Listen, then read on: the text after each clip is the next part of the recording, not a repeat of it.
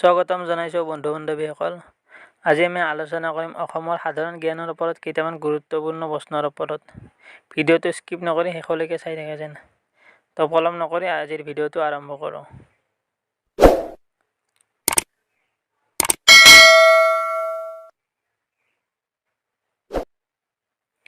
অসমৰ স্কটলেণ্ড বুলি কোনখন জিলাক জনা যায়? অপশ্যন দিয়া আছে কাছাৰ, শিলচৰ, হাফলং আৰু ডিব্ৰুগড়। ইয়াৰে অপশ্যন নম্বৰ গটো শুদ্ধ হ'ব। হাফলঙক অসমৰ স্কটলেণ্ড বুলি জনা যায়।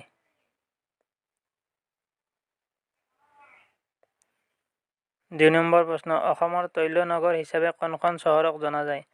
অপশ্যন দিয়া আছে গুৱাহাটী, ডিগবৈ, মৰাণ, লখিমপুৰ। ইয়াৰে শুদ্ধ হ'ব অপশ্যন নম্বৰ খ, ডিগবৈক অসমৰ তৈল নগৰী হিচাপে জনা যায়।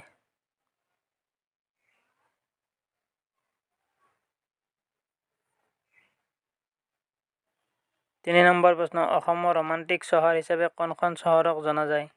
অপশ্যন দিয়া আছে উত্তৰ লখিমপুৰ, বৰপেটা, তেজপুৰ আৰু শিৱসাগৰ। ইয়াৰে শুদ্ধ হ'ব অপশ্যন নম্বৰ গটো, তেজপুৰক অসমৰ ৰোমান্টিক চহৰ হিচাপে জনা যায়।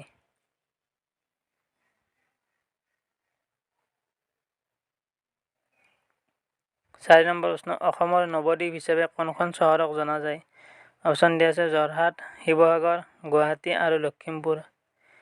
ইয়াৰে শুদ্ধ হ'ব অপশ্যন নম্বৰ খ, নলবাৰীক অসমৰ নৱদ্বীপ হিচাপে জনা যায়।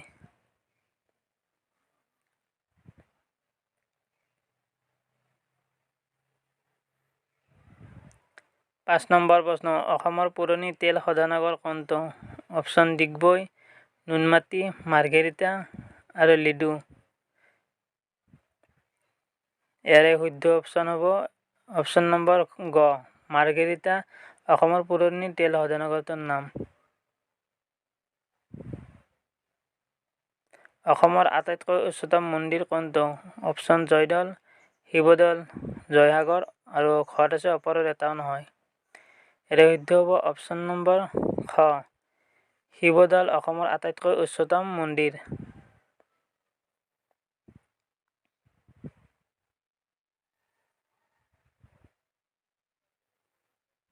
সাত নম্বৰ প্ৰশ্ন, অসমৰ পিৰামিড হিচাপে কোনটো মৈদামক জনা যায়?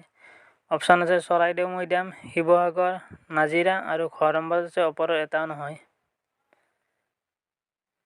ইয়াৰে শুদ্ধ হ'ব অপশ্যন নম্বৰ ক, চৰাইদেউ মৈদামক অসমৰ পিৰামিড হিচাপে জনা যায়।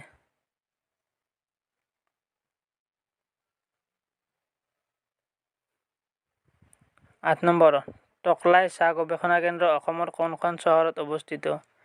অপশ্যন আছে শিৱসাগৰ, কোকৰাঝাৰ, নগাঁও আৰু যোৰহাট। ইয়াৰে শুদ্ধ হ'ব অপশ্যন নম্বৰ ঘটো, যোৰহাটত অসমৰ টকলাই চাহ গৱেষণা কেন্দ্ৰ অৱস্থিত।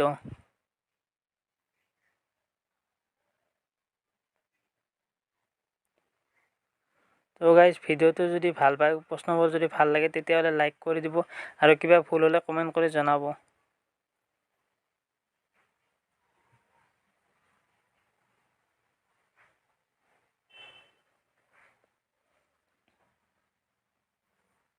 ন নম্বৰ প্ৰশ্ন, চাহপাতৰ ৰাজধানী হিচাপে অসমৰ কোনখন চহৰক জনা যায়?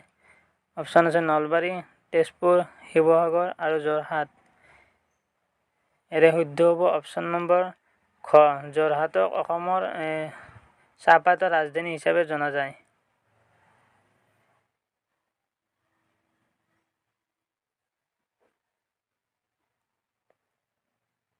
10 নম্বৰ প্ৰশ্ন, অসমৰ সত্ৰ নগৰী হিচাপে কোনখন জিলাক জনা যায়? অপশ্যন আছে নলবাৰী, বৰপেটা, কামৰূপ আৰু খ নম্বৰ আছে নগাঁও। ইয়াৰে শুদ্ধ হ'ব অপশ্যন নম্বৰ খটো, বৰপেটাক অসমৰ সত্ৰ নগৰী হিচাপে জনা যায়।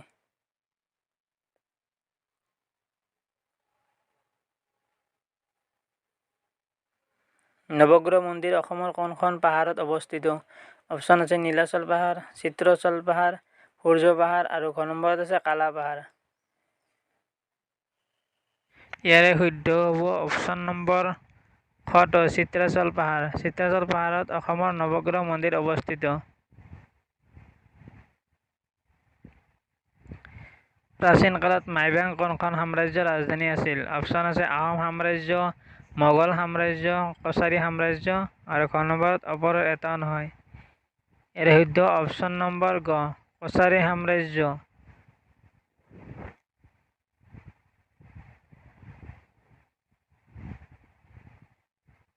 অসমৰ প্ৰথম বিশ্ববিদ্যালয়খনৰ নাম কি? অপশ্যন আছে ডিব্ৰুগড় বিশ্ববিদ্যালয়, গুৱাহাটী বিশ্ববিদ্যালয়, অসম বিশ্ববিদ্যালয় আৰু কোকৰাঝাৰ বিশ্ববিদ্যালয়। ইয়াৰে শুদ্ধ হ'ব অপশ্যন নম্বৰ খটো গুৱাহাটী বিশ্ববিদ্যালয় অসমৰ প্ৰথমখন বিশ্ববিদ্যালয়।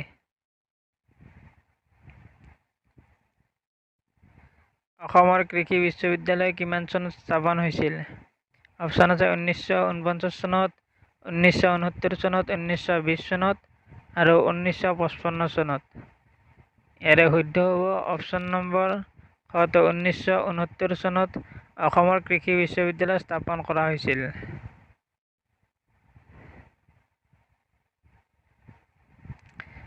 নম্বৰ অসম সাহিত্য সভাৰ প্ৰথম অধিৱেশন কিমান চনত অনুষ্ঠিত হয়?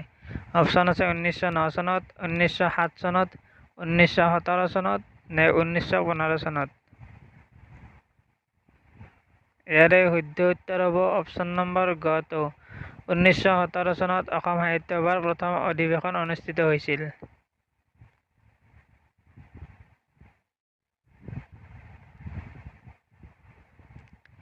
অসমৰ প্ৰথমখন বাতৰি কাকত কি আছিল? ইয়াত অপশ্যন অৰুণোদয়, আছাম বিলাসিনী, প্ৰতিদিন, দৈনিক বাতৰি।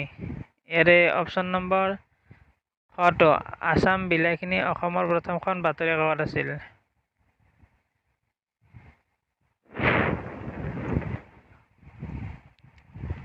অসমীয়া সাহিত্যত মুকুটবিহীন সম্ৰাট হিচাপে কাক জনা যায়? অপশ্যন আছে লক্ষ্মীনাথ বেজবৰুৱা, যতীন্দ্ৰনাথ দুৱৰা, কুশল কোঁৱৰ। অপশ্যন নম্বৰ কটো লক্ষ্মীনাথ বেজবৰুৱাক অসমীয়া সাহিত্যত মুকুটবিহীন সম্ৰাট হিচাপে জনা যায়।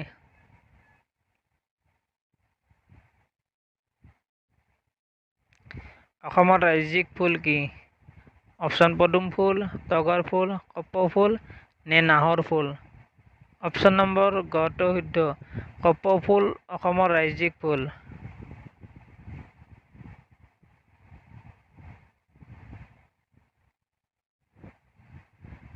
বড়ো সাহিত্য সভা কোন চনত গঠন হৈছিল?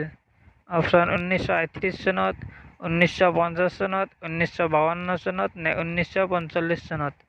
ইয়াৰে অপশ্যন নম্বৰ গটো 1952 চনত বড়ো সাহিত্য সভা গঠন হৈছিল। অসমৰ কোনগৰাকী খেলুৱৈক প্ৰথম অৰ্জুন বঁটা প্ৰদান কৰিছিল? অপশ্যন মনালিছা বৰুৱা, ভোগেশ্বৰ বৰুৱা, বিদ্যুৎ গোস্বামী নে নন্দিনী বৰুৱা। ইয়াৰ শুদ্ধ হ'ব অপশ্যন নম্বৰ খটো ভোগেশ্বৰ বৰুৱাক প্ৰথম অৰ্জুন বঁটা প্ৰদান কৰা হৈছিল।